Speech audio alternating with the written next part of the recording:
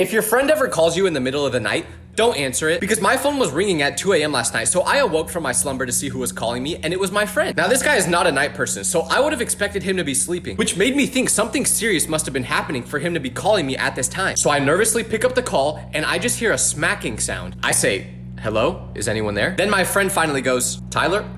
And I say, "Yes." Then he says, "Hey, you have an air fryer, right?" So I tell him I do. Then he responds with, "Can you tell me how to use this thing?